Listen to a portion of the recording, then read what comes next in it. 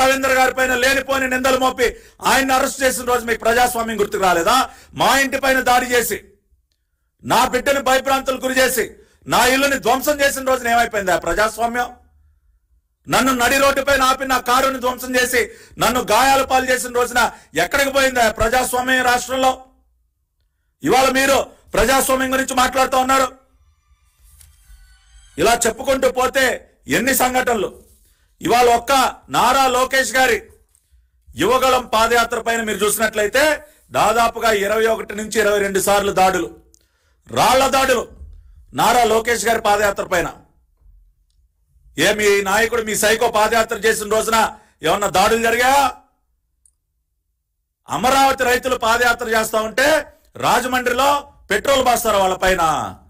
కనకదుర్గమ్మ అమ్మవారి దర్శనానికి వెళితే వాళ్ళ పైన దాడులు చేసి రక్తం చిందిస్తారు ఆ మహిళల పైన. ఆ రోజున గుర్తుకు రాలా?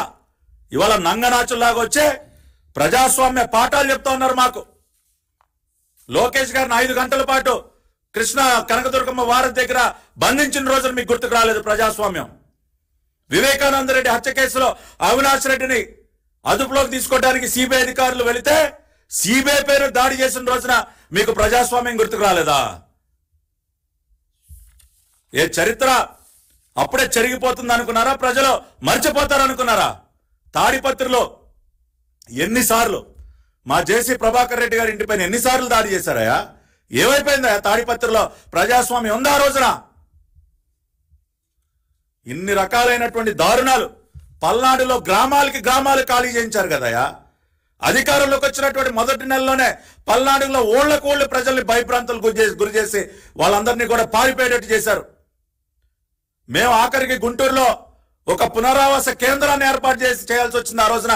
మీ యొక్క రౌడీజం వల్ల ఇళ్లు కోల్పోయినటువంటి బాధితులకు ఆ రోజున తెలుగుదేశం పార్టీ ఒక పునరావాస కేంద్రాన్ని ఏర్పాటు చేయాల్సి వచ్చిందయ్యా. ఇవాళ మీరు ప్రజాస్వామ్యం గురించి పాఠాలు చెప్తారా మాకు? ఆ రోజున కౌంటింగ్ మే 2019 కౌంటింగ్ రోజున దాదాపు 13 చోట్ల దాడులు. మొన్న జూన్ 4వ తేదీన ఏమన్నా దాడులు జరిగాయా? 23 మే 2019 ఇదిగోని చిట్టా 13 జిల్లాల్లో దాడులు. ఇది మీ యొక్క ట్రాక్ రికార్డ్.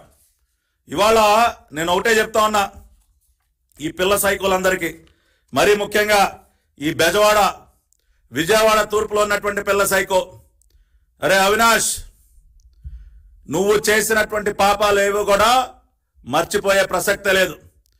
నువ్వు ఉమ్మడి కృష్ణా జిల్లాలో ఉన్నటువంటి ఆ కొడాలి నానిగాడు, ఆ గుడివాడ గుట్కాగాడు, ఆ గన్నవరం సైకోగాడు, రే వల్లభరేని వంశీ అక్కడ ఇక్కడ పారిపోయి దాక్కుంటా ఉన్నావంట. పేరుని నాని, అనిల్ కుమార్ యాదవ్ ఎవ్వరిని కూడా మర్చిపోయే ప్రసక్తే లేదు. మీ అందరికీ నేను ఒకటి చెప్తా ఉన్నాను, అరే మీరు అంత భయపడబాకండి. ఇందాక చెప్పినట్టు అవినాష్, రే నాని, మీ ఇళ్ల మీదకి రాము, మీ కుటుంబ సభ్యులకి జోలికి రాము, కానీ మీరు వాటి నుంచి ఒకటైతే అలవాటు చేసుకోవాలి. రోజు ఇక మీదట నేల మీద పడుకోవటం అలవాటు చేసుకోండి. మంచాల మీద పరుపుల మీద పడుకోవటం మానేసేయండి. రోజు కూడా నేల మీద పడుకోవటం అలవాటు చేసుకోండి. అదేవిధంగా ఇంట్లో ఉన్నటువంటి వెస్ట్రన్ కమోడ్లు అవి మార్చి ఇండియన్ టాయిలెట్ పెట్టుకోండి. ఎందుకంటే అలవాటు చేసుకోవాలి, ఇండియన్ టాయిలెట్ అలవాటు చేసుకోవాలి. అంతేకాకుండా దొడ్డు బియ్యం, రోజు బిర్యానీలు పలావులు తినటం మానేసి దొడ్డు బియ్యం తినటం అలవాటు చేసుకోండి. అర్థమవుతుందా? అంతేకాకుండా రోజు నాన్ వెజిటేరియన్ కూడా మానేయాలరా మీరు అందరూ కూడా. రోజు నాన్ వెజ్ మానేయాలి.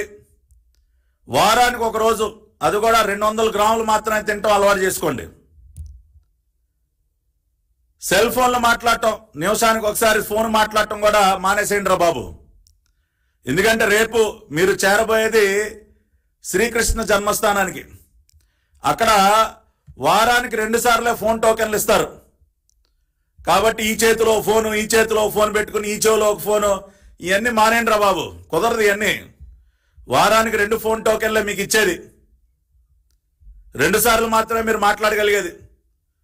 అంతేకాకుండా సాయంత్రం 6 గంటల తర్వాత ఏదో గదిలోకి వెళ్ళి మీకు మీరే తలుపేసేసుకోండి. ఎందుకంటే జైల్లో మీకు తెలుసు కదా, సాయంత్రం 6కి సెల్ లాకప్లో తాళం వేస్తే మళ్ళీ ఉదయం 6 గంటలకే మళ్ళీ తెరిచేది. కాబట్టి ఈ సైకో బ్యాచ్ మీరందరూ సాయంత్రం ఏదో గదిలోకి 6 అవగానే ఏదో గదిలోకి వెళ్ళి తాళం వేసుకుని ఉండటం అలవాటు చేసుకోండి. అంతేకాకుండా ఈ ఏసీలు గీసీలు ఇలాంటివన్నీ కూడా మొత్తం కట్ చేసుకోండి. కాబట్టి ఇవన్నీ అలవాటు చేసుకోండి.